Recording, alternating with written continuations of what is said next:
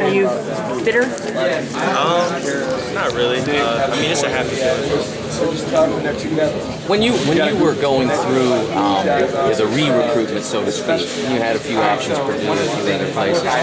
Michigan's interested. Is that like, does any of the Buckeye thing come in then? Is that one of the things that made you interested in UM? Definitely. I never really spoke to Ohio State. I know they talked to my high school coach a couple times, but I never really talked to him. So Michigan was number one from jump. After right. You visited Purdue and then you went to UM, and when they offered, that was it. Yeah, I committed. Yeah, on campus. Caris, can you tell us about the play on the rebound? I think the assistants were screaming for you to get back. Yeah, I mean everybody was screaming to get back. I knew I could get the rebound. They don't usually box me out because I usually go back on defense. So just to get a rebound like that was huge. Is that kind of instinctive play? Yeah, it was kind of the play that we made yesterday. At the same time when I got the rebound, kicked off the it was the same type of just instinctive play.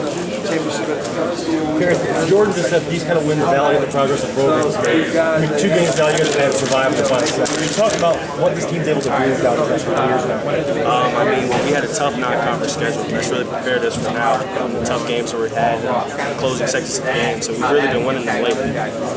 Can you explain why you were overlooked? I mean, you played for a state championship team. It's not like you were playing in some small town somewhere that nobody can find on the map. Can you have an explanation for it? Well, I don't know. Maybe I was undersized a little bit, but I really don't know. Did you do the AAU thing and all that? Who did you play with? Ohio Black. Caris, was that rebound of the game? Was that the biggest offensive performance you've had? Yeah, it probably was the biggest one. I don't really go to the offensive glass a lot. I'm not supposed to. That was a big rebound. Tell me what was going through your mind when Nick was out there dribbling and the clock was winding down and you stayed in there? Yeah, well, I noticed my defender was kind of keyed in on Nick. Even though I was in the corner, he was kind of toward the elbow, so I knew there was no way he was going to box me out. So, make or miss, I knew I was going to go in and try to get the That'd be a huge thing for this team being doubted so much during the season. We just stuck together through the whole process. Yeah, definitely. We're just trying to go out and play our best basketball now and have as much momentum going into the tournament as possible. The guys were saying that you were supposed to get back on defense on that rebound. What made you change the script? It was just instinctive. I knew my guy was going to box me out there. Nick missed it like he did. I knew he could get the rebound. When did you break? As soon as the ball went up? I think as soon as it left his hands. Depending on what happened on the other side. If he scored, probably got chosen. How much fun was that game to play in and just to beat Ohio State in a dramatic fashion like that? You weren't here for all the history, but they've eliminated this team quite a few times in this tournament. Yeah, well, we were reminded that before the game. This is a huge rivalry game for us. Just to go out there and get a win versus one of our rivals. Who reminded you? The coaches, all of them, especially Coach Val. Was anything specific said? I mean, or anything poignant that you can remember that you can share with us? Just go out there and play with an attitude. Play with a chip on your shoulder like it's been all year. We'll be in good shape. Were there other times that you made that read and not gotten back on that offensive rebound? Or was that just something that you felt a spider sense? It was just, I don't know, it was just an instinct. That's really the only time I go to the glass. I went one time yesterday and I got the rebound as well.